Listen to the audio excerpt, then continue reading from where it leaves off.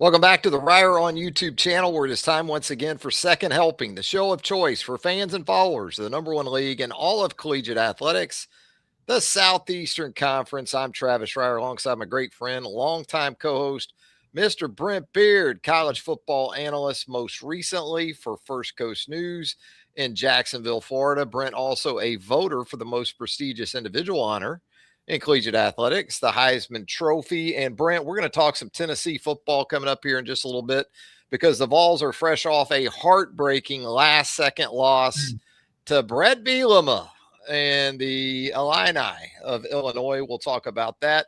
We'll obviously preview the college football playoff, the quarterfinals coming up involving 3 SEC teams. Only 2 can advance, though. We have a rematch of Ole Miss, Georgia, of course, down in the Sugar Bowl, and Alabama out in the Rose Bowl taking on Indiana. But Brent, wanted to start with the SEC performance in bowl games to this point. We'll start really with Tennessee, because we just saw the events unfold there in Nashville. And for Tennessee, I think Tennessee and Missouri basically had the same seasons when I really think about Missouri falling in the Gator Bowl a couple of nights ago to Virginia. Your thoughts on what we've kind of seen to this point? It has not been real good. Tonight was an example of that. Tennessee, frankly, it was an entertaining game going back and forth. The problem is for Tennessee, as it is with a lot of teams, a lot of opt-outs in the game. Jared McCoy at cornerback, Chris Basil at wide receiver, that would have really helped them tonight. Arian Carter, linebacker, Colton Hood, cornerback, and also Joshua Joseph. So, Trav, to that point, it tough loss for Tennessee in many ways. I mean, look, I give Illinois credit, and that their coach, who people forget, was at Arkansas at one point and has won back-to-back bowl games against Arkansas and now Tennessee.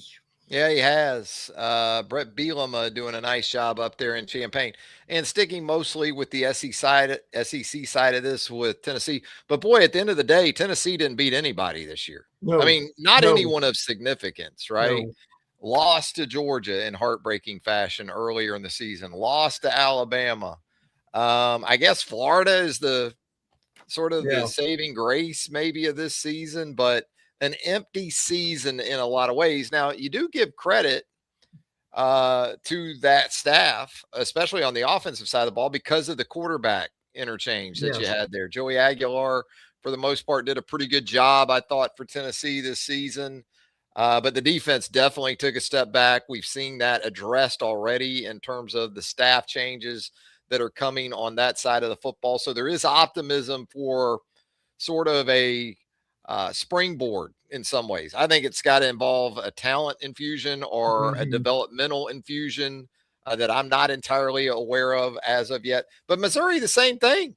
I mean, Missouri didn't beat anybody either. And when you look at what Eli Drinkwitz continues to do at Missouri, I think in a lot of ways you want to give him credit. But at the end of the day, the guy didn't beat anybody. I think I saw a stat the other day from Missouri where they didn't beat a team this year that had even a 6-6 record, and Drink ends up in the conversation for jobs at Penn State and Florida and gets raises and extensions. Hey, good for Eli Drinkwitz, but boy, not much at the end of the day for hollow seasons, both in Columbia, Missouri and in Knoxville, Tennessee. Yeah. And Trav, if I'm not mistaken, Missouri started off 5-0. Well, and we anticipated that because of that schedule. And then really had a chance to make an impact with that home game against Alabama. Question. And had chances to win that game. Give Alabama credit. Went on the road, tough environment, got the job done. But that was sort of the first game we were looking at on that schedule where we were going to say, okay, maybe Missouri's legit, and didn't really beat anybody all year. No, they really didn't. And now I guess in fairness to them, that they were, the last play of the game in that they had a chance to win. They had their Trav, the third string quarterback in there, and frankly, the guy threw a pretty good pass to the end zone. It just wasn't caught. But as far as Tennessee is concerned, Trev, I'm just wondering, did their season start spiraling after that loss to Georgia in a game to where they basically were lined up? Correct me here, but weren't they lined up for the winning field goal and the thing went to the right of the crossbar? Yeah, they had chances. The game never should have come down to that against No, Georgia. no. Really, the explosive start really put a foot on Georgia's throat early there at Neyland Stadium and wasn't able to finish the job. And it sort of was a springboard in some ways for Georgia. Georgia then would go on to lose at home to Alabama, but the steadiness of Georgia, as we'll talk about coming up in that Yeah, preview with Ole Miss, I think where Tennessee season started to really go away from the Vols and Josh Heupel was the last play of the first half in Tuscaloosa. yes. Xavier No, yeah, Brown pick six yes. that he takes back 99 yards, where Tennessee looked Mhm. like it was in very good shape going into halftime at Bryant-Denny Stadium. I think you could point at that play too. Well, and look, the defensive side of the ball really struggled toward the end, particularly in the bowl game with the opt outs. We mentioned 5 or 6 opt outs, and Trav, only one of them was an offensive player. Yeah. The rest of them, McCoy, Carter, Hood, and Joseph, were defensive players that certainly hurt them. Now, I understand you may have heard more on this that they might be in the mix for quarterback Anthony Colandrea from UNLV. He's supposed to get a lot of attention, so we'll kind of see where that goes. But yes, to your point, incredibly disappointing season for Missouri and the Vols. Now, Joey Aguilar was in that lawsuit, right? That involved Diego Pavia and the Yeah, JUCO guys trying to get that extra year. Is there anything perhaps that could come of that well, still? I guess at this point we'll just say possibly that's a very good point. We're not real sure about that. Is a possibility. And I tell you another thing that we need to mention: Rodney Gardner, the Tennessee position coach. He is not under contract next year. So does he leave, or do they keep him under Jim Yeah. Knowles? Now that's one thing we haven't talked about. I'll mention that real quick. Obviously, Jim Knowles, reputable D coordinator, who is at Ohio State and Penn State, coming to Tennessee. So these defensive issues may be taken care of. But needless to say, we'll get into this later. Next year, an important transition year for the Vols. Yeah, revered, renowned as an all-timer as a position coach, Yes, Rodney Garner, yes, but the sands on the coaching hourglass have yeah, got to be becoming thinner and thinner, I would think, where Rodney hmm, Garner is yeah, concerned. So you're right. The quarterback position is where all eyes will be on Tennessee. I don't think you can at this point, even if there is even a grain of hope where Joey Aguilar is concerned, you can't yeah. plan that way. No, I mean, we you've can't. got to, and they've signed guys like George McIntyre Hmm. in the last year or so out of the high school ranks. Can he develop and become that sort of guy? But yeah, a lot of possibilities. And this is an offense still very attractive, I think, It is. to a portal quarterback. I'm not Hmm. sure it's the best offense for a NFL prospect. No, no. But I don't think that really matters in this day and age. Hmm. Hmm. If you go out and offer a quarterback a couple $3 million now in the NIL era, that can get plenty of really really good system type guys. Tempo, you're going to want a guy that's like Aguilar had spent time in tempo and a similar type of approach. I'm sure if you are Heupel. Chad Shoemake chiming in here in the live show chat. Hey Chad, how you doing? Hanging Chad, we'll call him because he's hanging out with us live on a Tuesday night, and we're going to get into some of those games coming up tomorrow, the 31st. These used to be the New Year's Day sort Yeah. of hair of the dog games, I called them, Hmm. Brent, after a maybe late night Yeah. late night Yeah. New Year's Eve, Yes. you would Yes. roll out of the rack or maybe just roll over in the rack and flick on the Yeah. game from Tampa. And this time Mhm. around, by the way, I traveled today from Milwaukee to Nashville to Northeast Florida. It was a fun day in the airports because you saw all these different fan bases. I Yeah. mean, in I bet. Milwaukee, I even saw Bama people Yeah. and Indiana people making their way out west. And certainly when I got to Nashville, when I got to B&A, I saw a lot of black and gold I bet you jumping did. on one of Oh, those yeah. Southwest flights headed towards Tampa. Mhm. And so it will be Vanderbilt and what figures to be Diego Pavia's swan song as the Commodores quarterback taking on the 23rd ranked Iowa Hawkeyes. You talked about it earlier with opt outs and how much of that you have to take into account in games like this.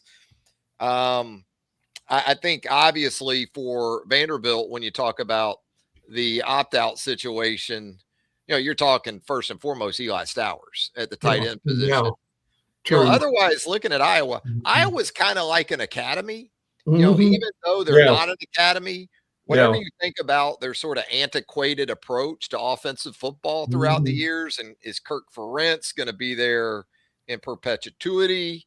Um, they don't have a lot of opt outs. I mean, they have a culture there at Mhm. Iowa that shows up and helps them in this type of era, especially where bowl games are concerned. They absolutely do, and they got a legendary coach in Kirk Ferentz too.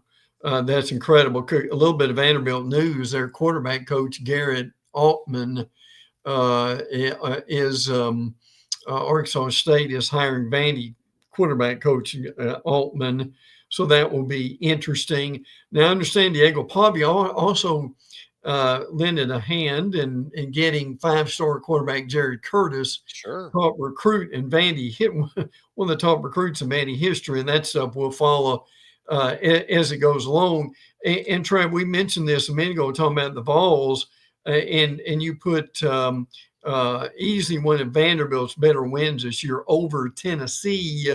So, and look, again, this is a Vanderbilt team that really had an argument or at least to get a sniff for the playoffs. They couldn't quite do that. Then they were number 14, needed to be higher. But boy, I still give this Vanderbilt coaching staff, Diego Pavia, credit for putting them back on the map. Yeah, you can look at games like this and say, what is there really to play for? Well, for Vanderbilt, you're playing for 11 wins. Sure, you are. Hey, Absolutely. you don't, as a Vanderbilt fan, sort of just assume that another one of these is coming down the pike. I don't care if you sign Jared Curtis at quarterback or not. Yeah. An 11 win season for Vanderbilt, perhaps. I think you're going to get the best Diego Pavia. Um, you're typically going to get that from him. I was a little concerned about Diego in Tampa for me for an extended Yeah. stretch. It looks like Yeah. he's going to make it to game day, though, and in one piece. And, Iowa's not going to trick you, man. You No. kind of know what you're going to No. get. Typically, you're going to get really good defensive football. Mhm. You're going to get good offensive line play, and you're going to get a grinder. And I think that's what this game's going to be tomorrow. Yeah. I think Yeah. Vanderbilt is a 5.5 point favorite. It's probably about right. Mhm. But Iowa, nothing flashy, as we know. It'll be interesting to see how Vanderbilt deals with, You will. just that disciplined approach. Vanderbilt's been Mhm. that way in its own right in a lot of ways, Brent. So I'm going to go with the Commodores. I think it's going to be Yeah. close. I think it's going to be something like a 23-17 game, 20-14 Mhm. type of game. Yeah, and they're pretty disciplined.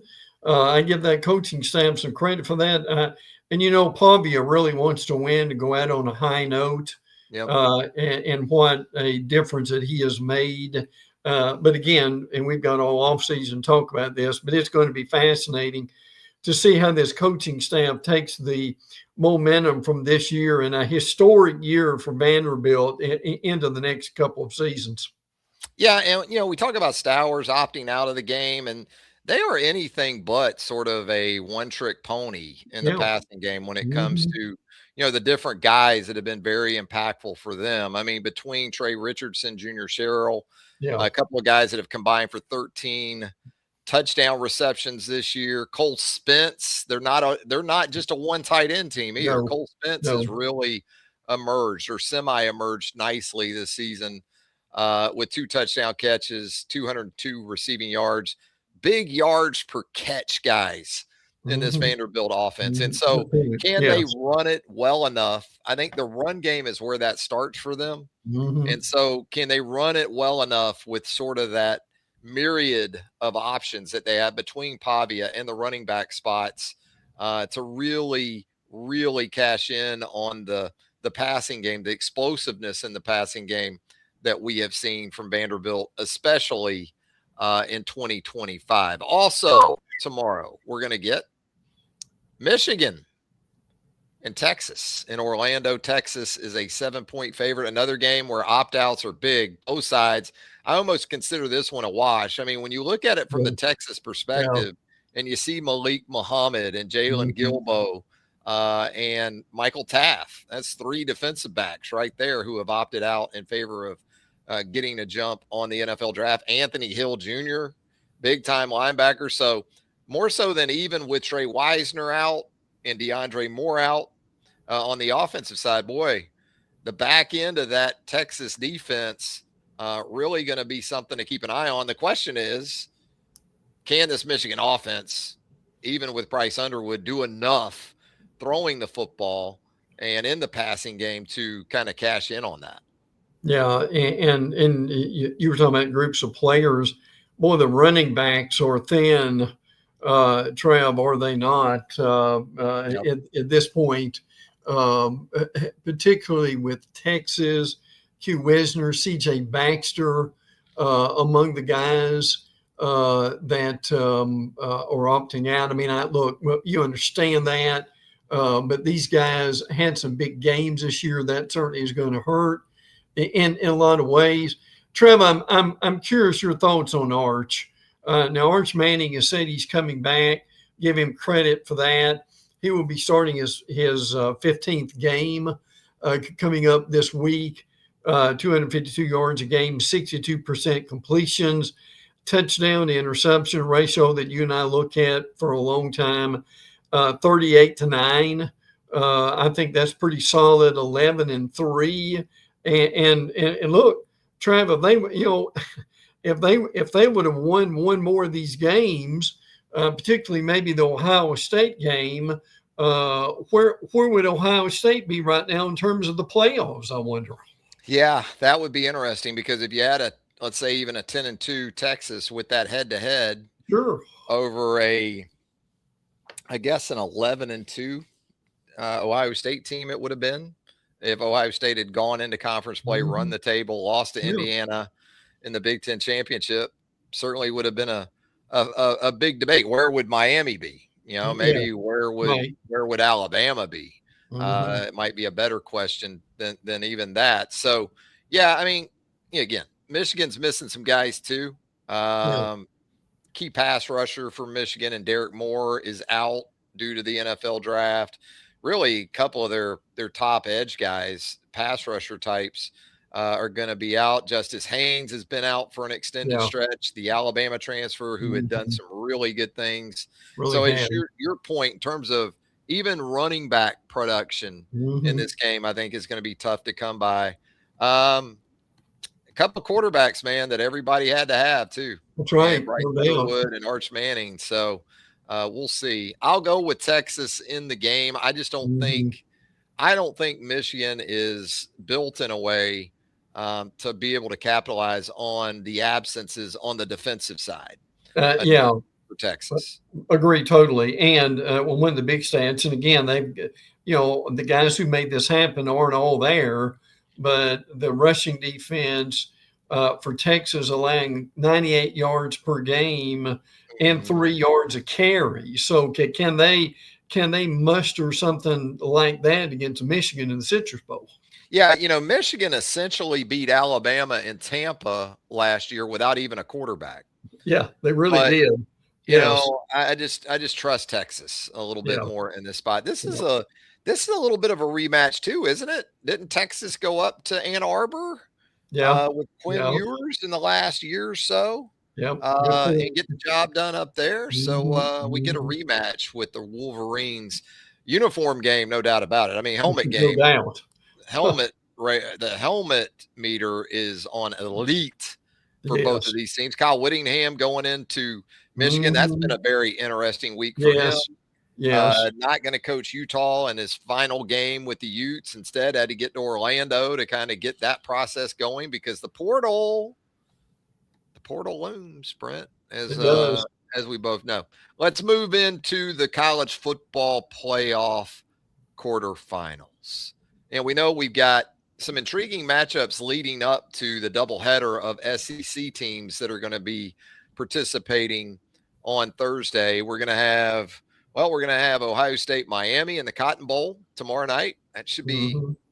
as it has potential anyway It does. to be It a does. four-quarter type of affair. And then early, this is weird to me. Texas Tech and Oregon playing in the Orange Bowl. Yeah. I mean, Really. man, Yeah. what about remember when the halftime show at the Orange Bowl? If nothing else, you used to tune in to the damn Orange Bowl on New Year's night because the halftime show was so damn Yeah. good. Yeah. Hey. I mean, what's Yeah. what's that halftime show going to be like at 1:30 Eastern on Thursday? Not going to be much of a light show, No. I would guess No. down in South Florida.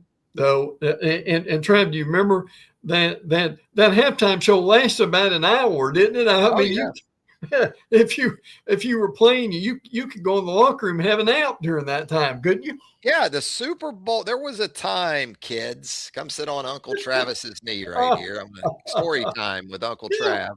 Yeah. There was a time when the Super Bowl halftime show wanted to be the Orange Bowl halftime Yeah. show when the Right. Super Bowl halftime show grew up. Yeah. Now, I mean, it's Yeah. it's a spectacle all of its own It where the is. Super Bowl is concerned. But that's just weird to me. Noon kickoff for the Yeah. Orange Bowl Yeah. and Really. Oregon and Texas Tech. Boy, so we'll see because that Texas Tech defense against that Oregon offense, the Oregon run game, can they do enough to help Dante Mhm. Moore and not become one dimensional? But what we're going to be most interested in, obviously, is that 4 Eastern on Thursday when the Alabama Crimson Tide, ninth in the college football playoff rankings, takes on the number one seed, the Hoosiers of Indiana. I told you I've been traveling all day, Brent, from Yep. Yep. Milwaukee to Nashville to Mhm. Northeast Florida. I have never seen so many Indiana football fans in my life. Boy, the IU people are in the airports and making their way west. Alabama, obviously, no stranger to Pasadena, going back really for almost the length, right, of the Rose Bowl Mhm. history. Mhm. Alabama also going for its 1,000th win in program history. All that being said, boy, from the national perspective, Brent, it is all IU It in is. terms of what's Yeah. expected to take place at the Rose Bowl on Thursday afternoon. Oh yeah. And how much will that motivate Alabama? How much of that will they need it? And obviously with your work with Alabama, the obvious question here to me, Trav, is Bama's healthy for maybe the first time. You could certainly tell us what in September almost in a lot of ways. So they're close to all hands on deck, are they not? They really are. And it kind of tells you when the hot takers nationally are pushing this blowout Yeah. Oh thing and yeah. Alabama's got no chance to win. And look, Indiana's legit, man. Sure they are. They Yeah. are legit with a capital L. And the biggest problem I think for Alabama in this game is I don't see Indiana beating itself. Yeah. And I Right. still think there are times where some of the undisciplined play for Alabama rears its ugly head. And if you do that against Indiana, they will make you pay Yes, they pretty much will. time in and time out.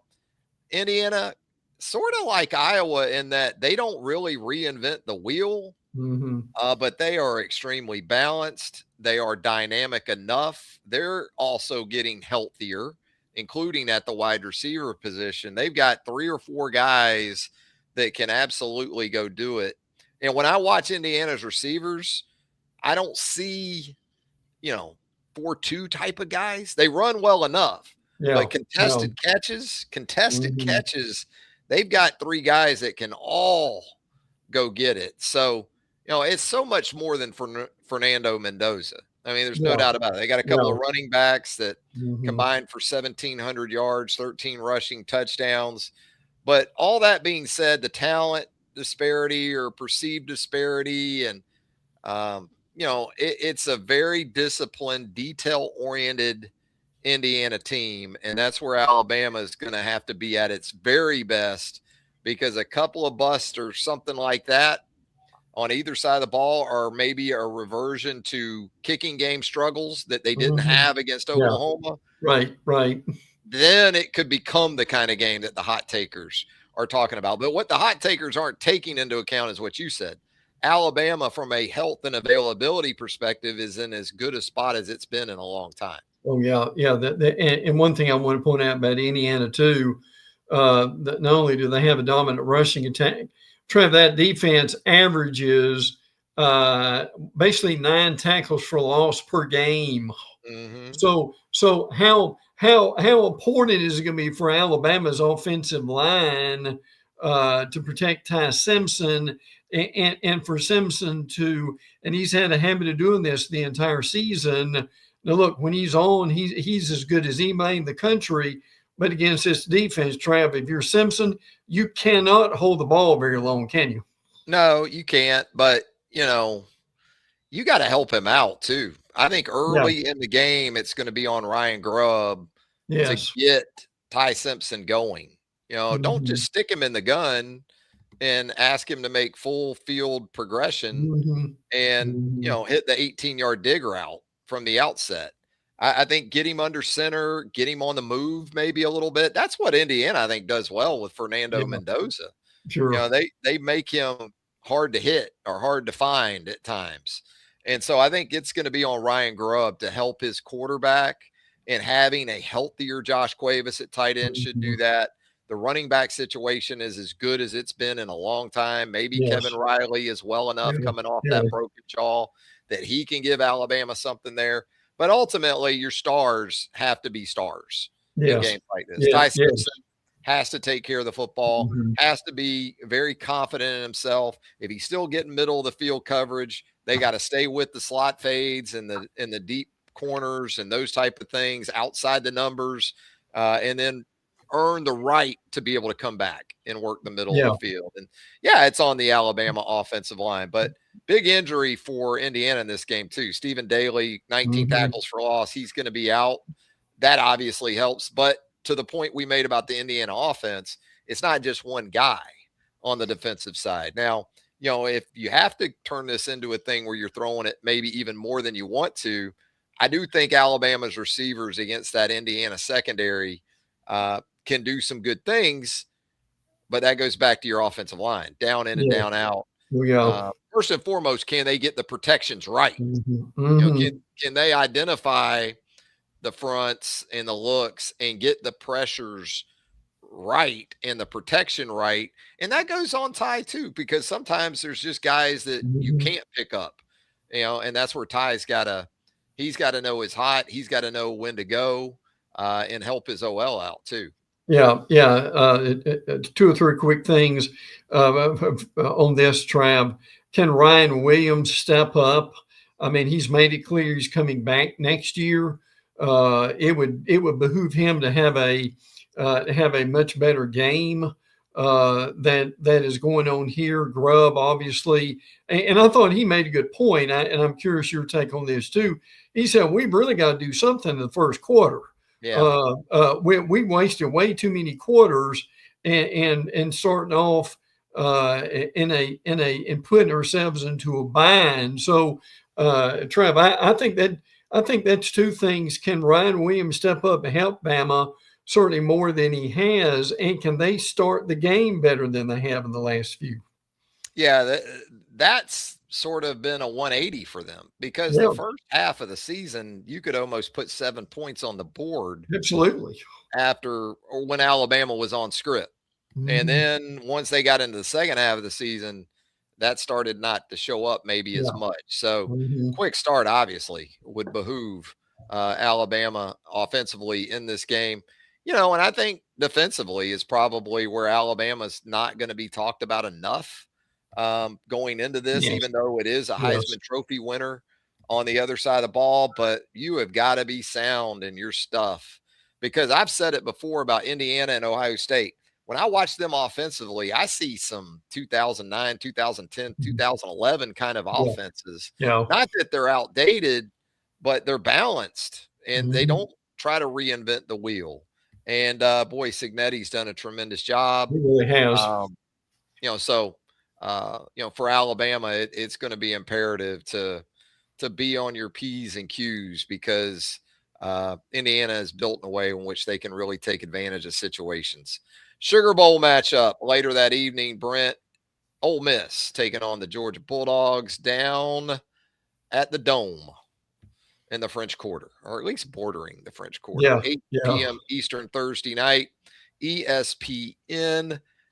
Um, do you think Lane's got anything to do with this Ole Miss offense at this point, or you really believe it's all Charlie Weiss and the Yeah. staff members who are, by the way, going to head to LSU when Mhm. this is all said and done?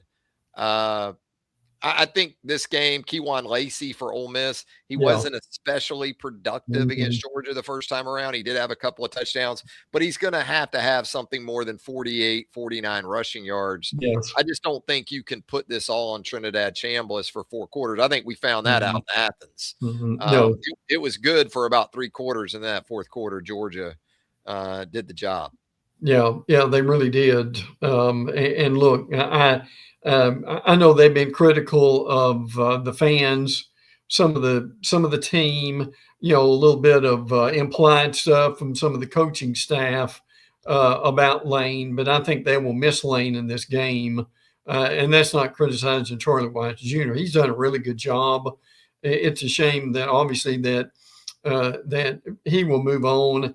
But again, I mean, if you're looking for consistency in these playoffs, I mean, Trav, to me, it's Georgia on all sides of the ball, offense, defense, and special teams. In the game they played in October, Georgia 510 yards of total offense. Gunnar Stockton was the one. I mean, Trav, he had a Heisman Trophy game against Ole Miss, 26 of 31 for 289 and 4 touchdowns. But again, as you said, I think he won Lacey, Trent Chambliss, or certainly Keys. And the important thing is, can Ole Miss take this game into the fourth quarter and have a real chance to be able to win? Yeah, that is it, I think. And teams change from matchups one to Mm-hmm. two. And I think Trinidad Chambliss is probably playing even better. And he played Yeah, great for yeah. about 3 quarters in that first go around with Mm-hmm. Georgia. He was really good. Boy, the explosiveness for Ole Miss was a real problem. I think Georgia's back end is playing better than it Mm-hmm. did the first time around. Georgia's secondary was not good, in No. those games against, say, Alabama and Ole Miss. Mm-hmm. I think they've turned it up a little Yeah, bit, a yeah, good bit, actually. absolutely. Um, and Georgia's just going to be a tough out, man. I know it Mm-hmm. was talked about on X today. Who's the favorite from this point forward? With Indiana as the number one team, but Ohio State's still in it and Georgia's Yeah. still in it. And I think Ohio State still has the best roster in this Mm-hmm. playoff, but Mm-hmm. I still lean toward Georgia being the tougher out Yeah, of any yeah, team in this. You're yeah, just gonna, I mean, uh, you're gonna have to knock them out. You're gonna yeah. have to You beat are. Georgia, and it's not gonna be an easy thing. I can't go against Georgia in this game either. I just have more trust in Kirby and the culture Yeah, and oh, the yeah. ability to hold up for all 4 quarters. Mhm. Again, kind of like what we saw with this first matchup between these teams. I think it has the potential to be a really fun game. I Yeah. mean, Oh, yeah. uh, but Kirby's preference obviously is to make it boring as hell, kind of like he did the Alabama game. And Yeah, what about the Ole Miss concerns about Lane already poaching the Ole Miss roster? I yeah, mean, you had yeah, the Ole Miss NIL collective director Walker Jones come out to Ross Dellinger today or yesterday and say, it's unfortunate what has been going on with our players and their former head coach and staff. Well, you've got staff still Yeah, coaching this team that's going to Ole Miss. So, yeah, absolutely. uh, wow. Um, it's rough, Brent, right now with Yeah. what we got going on around college football. But who do you like in this game? You like Georgia? Oh yeah, yeah, yeah. Look, I'm with you. I think it's going to be a good game. I mean, Ole Miss just has too many players, and look, they win or lose this game, and I think they'll lose. Ole Miss still has to realize they've come a they've come a million miles, and they may have a million to go, but for them to be in the playoff, for them to be at this point, a win for them would be absolutely historic. But again, look, when you got a situation with Kirby Smart and that Georgia coaching staff against, I know a lot of those Ole Miss guys are back, but again, you don't have Lane. I think he would have made a difference in this game. Yeah. It's important for Georgia. No Drew Bobo again in That's this right. game. He's out at the center position. But Colby Young, it Mm-hmm. looks like at wide receiver is going to Yeah. be able to go Mm-hmm. against Ole Miss. And you add him to London Humphreys and Dylan Bell and Zach Branch, who has really just continued to come on and on. I think that bodes well for Georgia, even with Bobo. And the good thing for Georgia is, they've had a good bit of time now to deal with that absence of Yeah. Drew Bobo. And Yeah. they got Yeah. through the SEC championship game Yeah. pretty okay Yeah. They without Drew did. Bobo. So that should have given them some confidence there at that critical spot. And Trav, I gotta ask this. What about Will Muschamp Yeah. going to Texas? Yeah.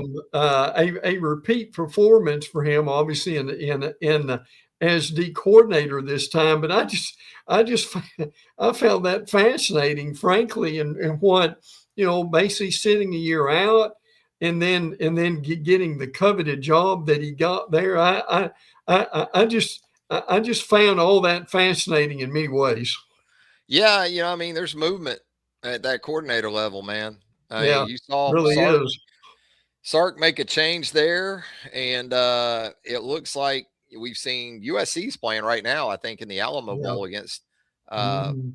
against USC against TCU, and it looks like the former Texas defensive coordinator is Mike going to be on his way to USC with Deonton Lynn Yeah. headed from USC to Penn State. Wow. Wow. So it's not just players Mhm. moving around right now in college football. So there you go, college football preview involving the SEC teams still around. A Mhm. ceiling of two teams for the SEC that can press on to the semifinals. That's the max, obviously, with Yeah. two of them playing in New Orleans and then Alabama out in Pasadena. Brent, you got anything else for us of note here before we Yeah. get out of here on a Tuesday night? Yeah, let me mention a couple things real quick. Travis has mentioned that Ohio State Miami game. Boy, oh boy, Trav, talking about two defenses, good night. And particularly the front seven for Yeah. both these teams. It's just ferocious. Ruben Bain is 8 people up the entire year. I mean, Ohio State's defense not allowing more than 16 points a game. That's going to be, I think, a very fascinating game.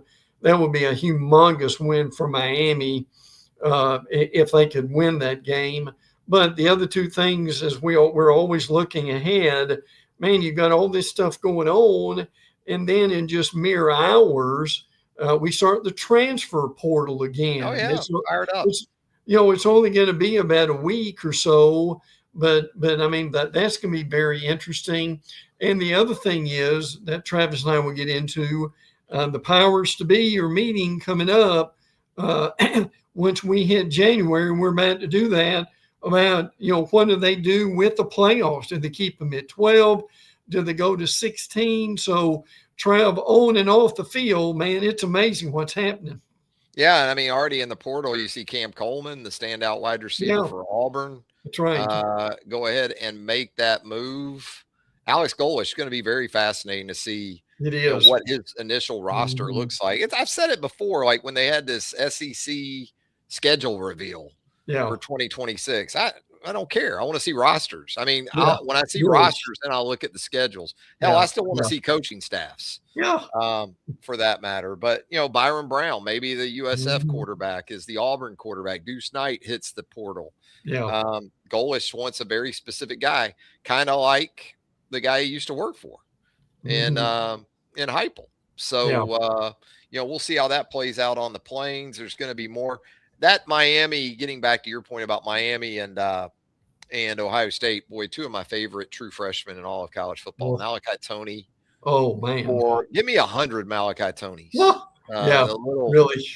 playmaker for Miami, who scored the winning touchdown against Texas A&M in the first round game in College Station, and then the running back Bo Jackson for Ohio State. Great name, might be an even better player. Not better than Vincent Bo Jackson, Yeah. but a really, really good running back to watch. And you're right about the edge defenders, the playmakers on defense, Caleb Downs for Ohio State, Mm. and then up front, and then the two edges, not just Reuben Bain, but Yeah. they've got Yeah. two.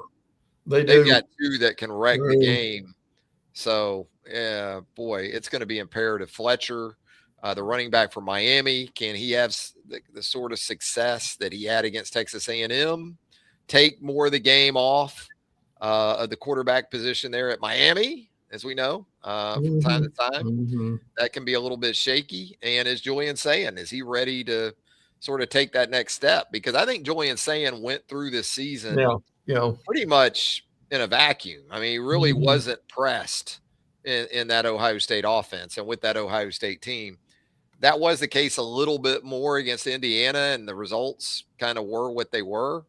Um, can Miami put him in a similar position on tomorrow night? Tomorrow night at Jerry World. Brent, anything else before we get Yeah, out of yeah. Just a quick run through. Florida's got a lot of guys staying and a lot of guys leaving. here? Burnell Brown, the third, will come back. Jaden Woods is going to enter the portal. DeJohn Johnson is coming back. Eugene Trey Wilson, who's a really good wide receiver, is entering the portal now. The thing we need to make people aware of is just because you enter the portal doesn't mean you're gone, but it is significant with the moves that Auburn is going through. LSU lost a difficult game to Houston. Boy, this may be. And its whole offensive line, it sounds like. Yeah. Hey, Trav, you're not kidding, are you? It literally, Tackle to literally. tackle. Yeah, Yeah, it sounded yeah, like. absolutely. Oh yeah. Now again, with Lane there, I think they'll be okay, and they'll be going again, which will be interesting. And oh, by the way, lest we forget, Mississippi State, Wake Forest. The Duke's Mayo Bowl Yeah, yeah, absolutely. So give State credit for still being alive. Look, you for know, accepting a bowl bid yeah, at five yeah. and seven because so many teams did not want to make that trip to Charlotte, apparently. No, but for Travis, for a team like that, they need to Oh, play, yeah. do they not? They need to practice. They They need to do. play. Yes. Absolutely. Jeff Levy, I think, was more than happy to take that spot there in Charlotte. Trav, were you surprised as we wind down here? South Carolina, Nick Harbor's coming back. Lenore Sellers at quarterback's coming back. Also, Nick Harbor and defensive end. Rashad Faison, the running back, is leaving, but that's three guys to build around. But as you and I both know, that's been the problem at South Carolina. They've had a handful of stars that they haven't had a lot of guys around them as a problem. Maybe the addition of Kendall Briles was enough to Could convince be. Lenore Sellers to Yeah. hang around. Clemson just made a change at offensive Yes. coordinator with Lincoln Riley's brother out of there. That sort of coordinator and Briles, they kind of remind me of each other. Yeah. I mean, they've got DNA. They've sort of got this legacy about them between the Riley and the Briles. We'll see. Mhm. I mean, regardless, Lenore Sellers to me needed at least another year in college. He might need Yeah, 2. yeah, I And agree. with the money being what it Mhm. is, it could hardly be the worst thing for him. He No, definitely needs another year sure. because he is very far away in terms Yes, of projectability to me, in terms of what the NFL still holds sacred in a lot yes. of ways where the quarterback position is concerned. Yeah, no doubt. Trav, always enjoy it, bud. Glad you're back. In warmer weather, although it may not feel like it tonight, but I'm glad the family's okay. Ours is too, and boy, we've got a lot of action coming up over the next few days. We absolutely do. Fun time of year. We'll be back right here on Reier on YouTube to recap it all on Second Helping. If you haven't subscribed to Reier on YouTube, go ahead and hit that subscribe button right now. Hit that notification bell. That way you're alerted to all of our content as it drops right here on Reier on YouTube. Hit us with a thumbs up if you don't mind. That would help us out tremendously as well. Have a safe, Yes, enjoyous yes, entrance into 2026. Okay, folks? Do that for Brent and myself. that's right. Have a lot of Please. fun, but please be safe out there. Mhm. So we want to see you back here on Second Helping Absolutely. as we enter the new year. For Brent Beaird, I'm Travis Reier. Thanks again for joining us right here on Reier on YouTube. And until next time, Happy New Year.